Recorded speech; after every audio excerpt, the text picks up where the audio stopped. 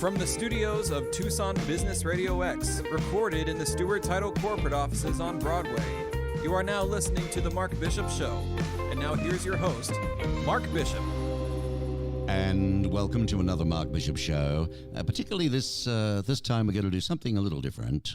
I've got a new segment where I want to preview books because I think with this COVID-19 thing, a lot of people stuck indoors and we enjoy reading. So welcome to the Reading Corner.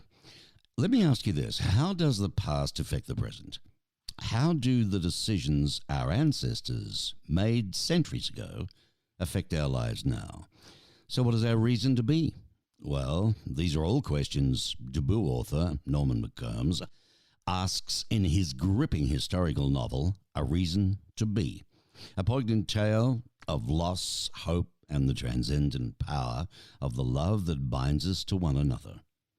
I welcome the author of A Reason to Be, Norman McCombs. Hi, thank you for having me. You're most welcome. Norman, allow me, if you will, to give a little small synopsis here before we get into the heart of it. You tell the semi-autobiographical story of Douglas McCombs, an accomplished engineer and recent widower who is driven to discover the truth of who he is by studying the people and places he comes from. And after losing his wife to the battle with Alzheimer's, Douglas is left devastated until a chance encounter with a sharp, compassionate librarian by the name of Susie Hamilton. This is on the steps of the New York Public Library, and she shakes him from the throes of grief. And with Susie's help, Douglas takes up genealogy, begins an investigation into his Scottish lineage that takes the reader on a sprawling journey through time. As he traces his ancestry through generations, Douglas manages to discover not only the roots he was searching for, but also a brand new reason to be. Right? So here's a bit of an accolade, folks. Rachel Song, author of 5 Stars. A Reason to Be is a brilliant, cerebral narrative of a man's journey to discover who he is within the stunning breadth of history. What do you say to that, Norman? Sounds good. Well, just as a sidebar, you have over 200 patents worldwide, primarily for air separation technology used for a myriad of oxygen applications around the world. So you're an inventor by trade. Is that right? Yes, that's correct. I'm an engineer / physical chemist. And yeah, I've got involved in air separation means for oxygen delivery. That's actually for the last 60 years. So. Well, in 2011, you stood outside the East Wing of the White House, and before receiving the National Medal, folks, of Technology, this is from President Obama when he was in, I believe you asked yourself a very simple question. Would you like to share that with us? Yeah, who am I? Where did I come from?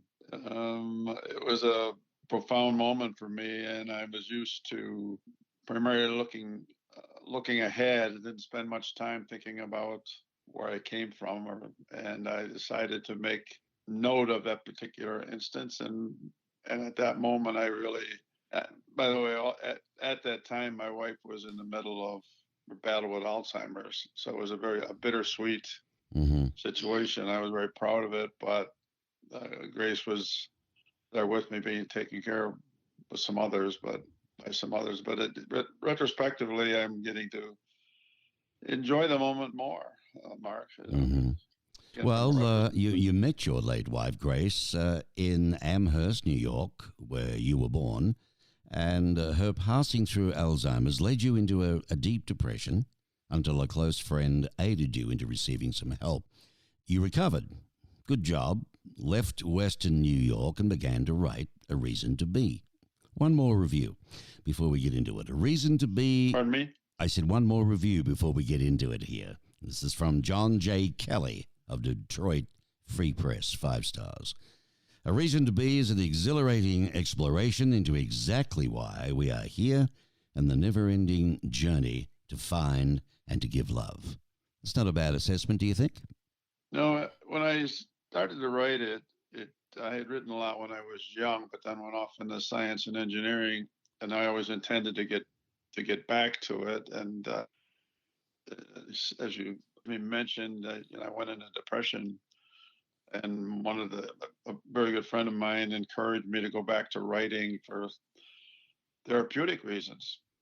And as I got it, I decided to make it sort of a three-pronged presentation. One was to maybe inspire others to see that one can come out of that, That's right. out of depression, and along the way, find out a bit about myself, maybe find myself, to get some strength from that by looking into my genealogy.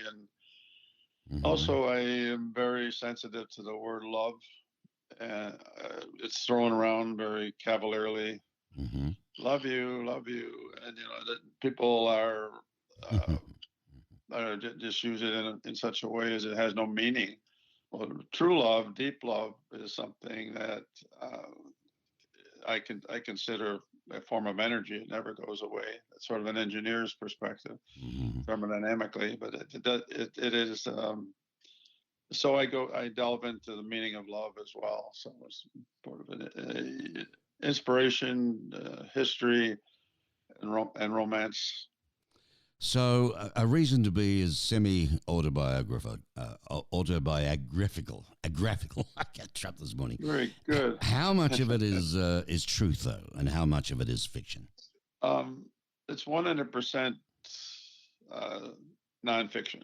It's as far as emotions are concerned. Emotionally, it's me.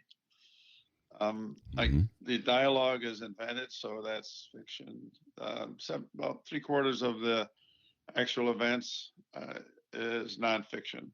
My ancestors are all real. Very little of it I have to patch in, obviously, to invent the dialogue. But it just evolved. Okay. And it formed a life of its own, and it just came out, and it was very therapeutic for me. I did make connection with some of my old Scottish relatives from centuries ago. There you go. It built sort of a foundation for my life in a way. And I had never done any genealogy before, but I found that, again, therapeutic in a way. Autobiographical. That's what I was looking for. What I prompted? call it autobiographical. I'm Douglas. I really couldn't. Many people ask me, why didn't I just use my first name? Well, I couldn't. Right, it didn't flow that way. No. I had to step back from it. I try to explain that I have a family tree in the front of the book. Yes, I saw that. From my name down, it's all real. So, what prompted you to research your ancestry? Probably 15 to 20 years ago, I was looking up some patents under my name and just Googling it, and I saw a adjacent website where someone was referring to the descendants of Timothy McCombs, and I had never heard of him. My father immigrated to the States in 1917, and he used to talk about his Scottish roots, but I didn't know he was estranged from his family. So Timothy was a revelation to me.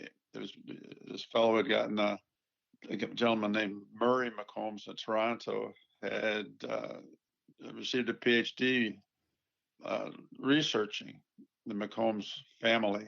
And so I opened it, looked it up, and here I was at the end of the line. Right. And I looked back at that, and that prompted it. Unfortunately, Murray had died, and so I couldn't speak to him directly. I was born in Buffalo, so I'm not very far from Toronto. I was hoping to be able to meet him, but he was gone. But with the help of others, I met some distant relatives and Ancestry.com and other sources. And I started finding some interesting relatives back there. And it kept me, it got me interested in that. So it blends in with the title. So a reason to be, why are we? I think all of us ask that question all the time. At least why are we here? When you get up in the morning, you have to have a reason to be. There you go. Yeah, a lot of people say that to themselves. That's for sure. I got a lot of questions to get through here, so I want to move on. What part of your ancestry shocked you the most?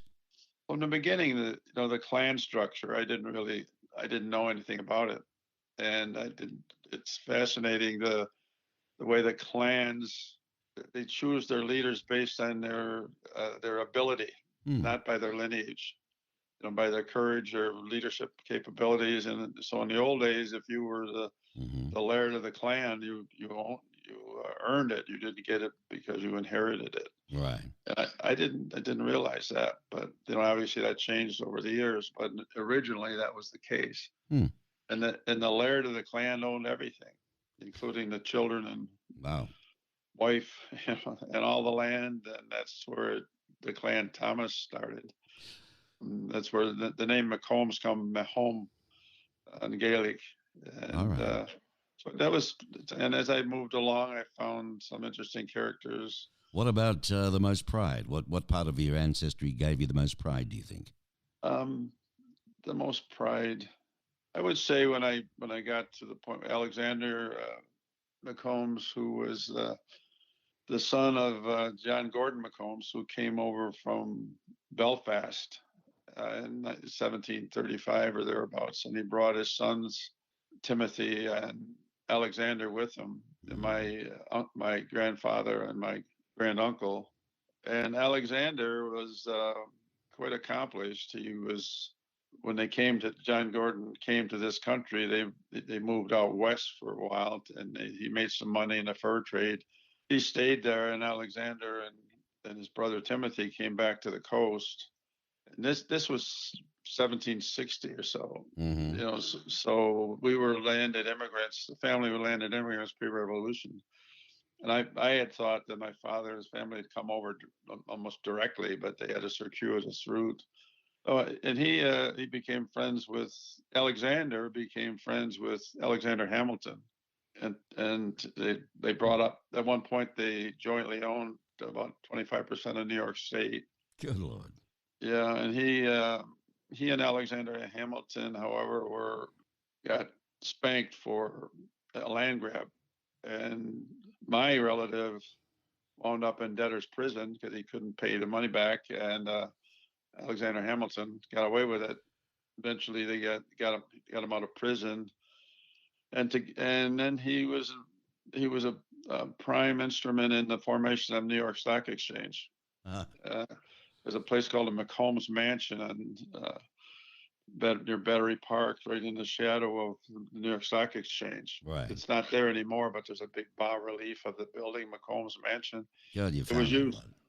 This Yeah, research is amazing, isn't it? I mean, what do you have any tips for anyone who wants to start researching their own ancestry?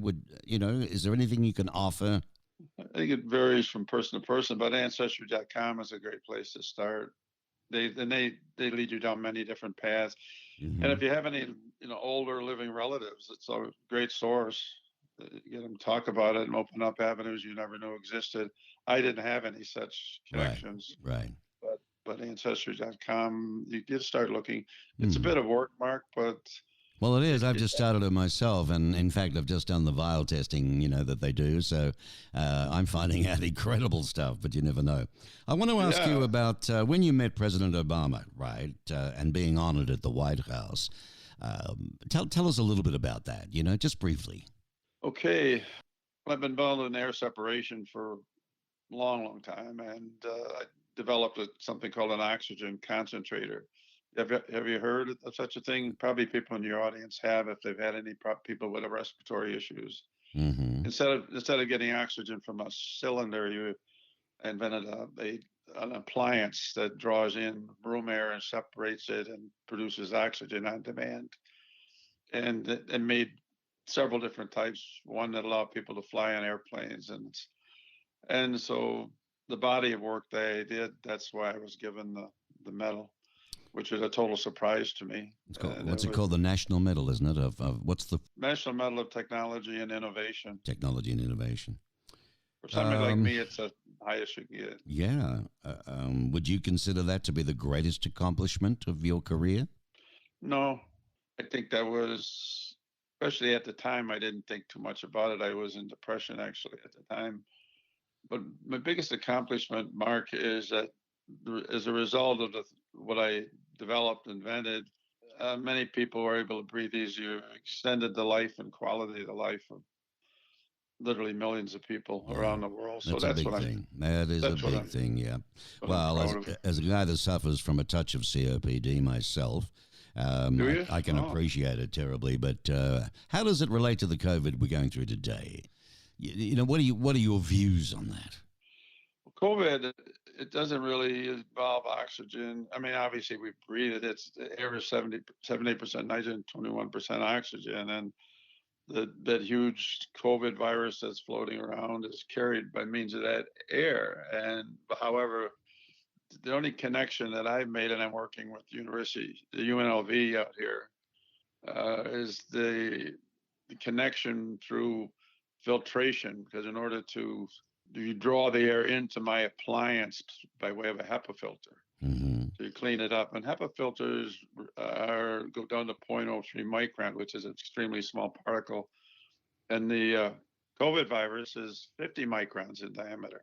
So it's easy to filter out. And so we're working on a ventilated mask that filters the air to a shield that is flooded with clean air. But as far as the oxygen part of it, my peripheral involvement with filters is Mm-hmm. what helped out or pointed me in that direction. So I am working on it, but God, it's an insidious thing, Mark. I'm Mm-hmm. kidding. Well, good Never luck with thought that. of it. Good luck with it. We could do with it. I want to switch just for a sec before we wind up with a couple more questions. But, you know, there's a lot of people out there. I mean, my own mother-in-law passed with Alzheimer's. I can relate to it. Do you have any words of wisdom for those, you know, whose loved ones are living with Alzheimer's? Uh, yes, the most important one is that get help. You know, as a scientist, I thought that I could take care of Grace. I could cure her, and I kept it quiet. I shielded her. Mm-hmm. As time went by, just we didn't go out anymore. I did everything virtually for my businesses, and it was. But I didn't ask for help. I wouldn't give in to it, and finally, that's what put me in depression. I lost all hope, Right. exhausted all means. But ask for help, get help. There are so many people out there, caregivers that are suffering. The oftentimes, if not always, the actual patient is not much aware of what's going on, but Mm-hmm. the sufferer is the person suffering is the caregiver, and there's a lot of frankly suicide out there. People just can't handle it and give up. They see this person Mm-hmm. in front of them just disappearing before their eyes. Grace and I were together since high school, and to see her disappear before my eyes, Yes. it's It's it very still hard. brings That's a long tears. life together. A lot of wonderful, wonderful memories, I bet. Well, So, unfortunately, Mark, the wonderful memories turn into bad memories. I can't even look at old pictures, and I think it just brings bad thoughts to my mind. So I have to defend against it, and so I can't really. mm-hmm, We had a wonderful life. We had a gifted life, mm-hmm. but it's when something like this happens, it just uh, removes all those good memories. So Well, I'm making new Mark. I make new memories. How about that? That's the yeah. Well, the thing is, I believe she's good. still with you anyway. You know, her body functions and all of that may have suffered Alzheimer's, but her spirit is there and she's 100% healthy. Look, what about the writing process for A Reason to Be? What was the writing process for you? For me, I wrote just as a young boy. I used to send short stories into Saturday Evening Post and Collier's and the like, and so I always had that itch to do it, but I couldn't make any money at it. So I went, what I'm really good at is mathematics, science, and engineering. So that's the direction I went in. But it sort of flows for me. Once I have once I format it, I have a plan. Then I start to fill in the blanks, and it flows. I think you really have to have an interest in knowledge about what you're writing about, Sure. Yeah. and don't start writing about something you don't know anything about. So my inclination was to write about my experience with Grace, and try to inspire others, and ask for help. Get out. Don't think you can do it all by yourself. for 6.5 years, I tried it all by myself until I couldn't get out of bed anymore, and went from 230 pounds down to 175. Well, there's a lot of people like you. You're not Robinson Crusoe when it comes to suffering like that. So, what do you hope? Let me ask you, Norman, Doug. What do you hope readers will take away from? I hope reason. I hope they'll be inspired, Mark. That I recovered. I was about as bad as it gets. Okay, so you recovered, and then you thought, well, hey, I've got to find a reason to recover, basically. And I had to find a reason to get up in the morning. Yeah.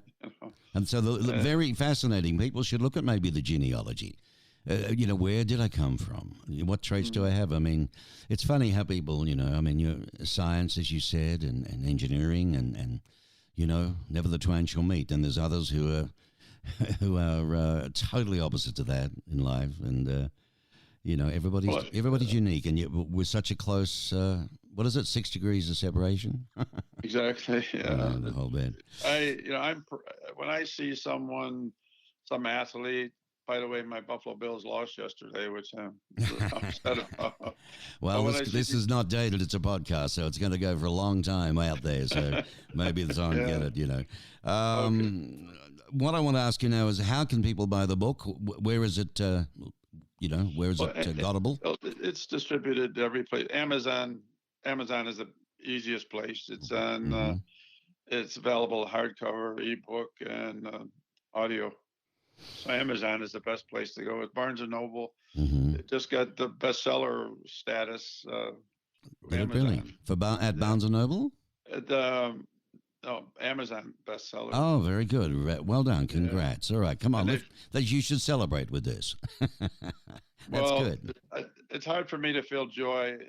That I think many people, caregivers, will understand what I'm saying. When you feel joy, Mark, guilt comes along with it. Why am I still here? Why couldn't I save her?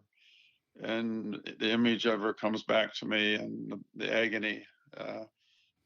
So it's hard to find joy. I have after many years, I met a wonderful, mature lady out here, and she's a reason to be for me right now. The work I do at UNLV is a reason to be. I mentor a lot of students, engineering students, and that gives me a reason to get up in the morning. And I didn't have that for many years. Right. I dreaded it, and I wouldn't share. But again, audience, share, talk about it. Yeah. It's sort of like Alcoholics Anonymous. I get people start talk about how you feel, get your emotions out there. Otherwise, they spiral inward and into a dark hole, and the clinical depression sets in, as it did with me. And medication doesn't work, not for me. No, it's something you've got to go through, something you've got to live through, I know. Well, meditation works, Mark, if you can get your mindset properly. So I try to meditate, put myself somewhere else, and put aside the evil thoughts, the bad thoughts. It works. Anyway. All right. Well, listen, good luck with this. Ladies and gentlemen, it's A Reason to Be is the name of the book. It's got a beautiful tartan cover on the thing. It's written by Norman McCombs. It's his first book and already a bestseller on Amazon. How about that? And I wish you luck with this. I wish you well with your life and continue on. And, Grace would really want you to be happy, successful, and achieving what you're doing now. Remember that. Yeah, I do my best. All right, my friend. Take care. Thank you very much, Mark. All right. Goodbye now. Goodbye.